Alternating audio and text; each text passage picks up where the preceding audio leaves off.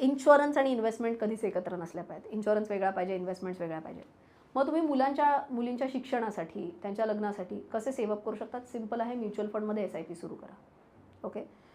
कुठल्या म्युच्युअल फंडमध्ये तर मी कुठल्याही कंपनीचं नाव नाही घेत, पण एक इंडेक्स म्युच्युअल फंड म्हणून प्रकार असतो, निफ्टी 50 इंडेक्स म्युच्युअल फंड.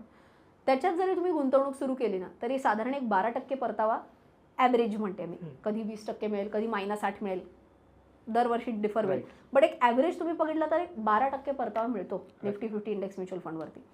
त्याच्यात तुम्ही गुंतवणूक सुरू करा. 100 रुपयांपासून गुंतवणूक सुरू होऊ शकते. आता किती गुंतवायचं तर मगाशी मी म्हटलं तसं 50-30-20 प्रमाणे 20% मिनिमम गुंतवणूक तुमची झालीच पाहिजे. Higher the better. जेवढी जास्ती तेवढं तुम्ही फास्ट तुमचे गोल्स अचीव्ह करता. ओके. त्याच्यात एक फायर कॉन्सेप्ट तू कदाचित जर ऐकलं असेल तर, फायनान्शियल इंडिपेंडन्स, रिटायर अर्ली. तर त्याच्यात मी रिटायर अर्लीच्या भागावर नाही बोलत. जेवढे तुम्ही इन्व्हेस्ट करू शकाल ना, चाइल्ड्स प्लॅनमध्ये म्हणा, चिल्ड्रन्स एज्युकेशन असेल, मॅरेज असेल, जर तुम्ही सुरुवात केली असेल 2,000 रुपये SIPनी, पुढच्या वर्षी 2,200 करा. त्याच्या पुढच्या वर्षी 2,000, 4,000, 2,400 समथिंग, बेसिकली 10% टॉपअप करत राहा. ओके. किंवा सिंपल 2,000, 2,500, 3,000, 3,500 असं वाढवत राहा. तुमचं इन्कम वाढतं तसं तुमच्या इन्व्हेस्टमेंट्स पण वाढल्याच पाहिजेत. आपोआप मोठा कॉर्पस तयार होईल.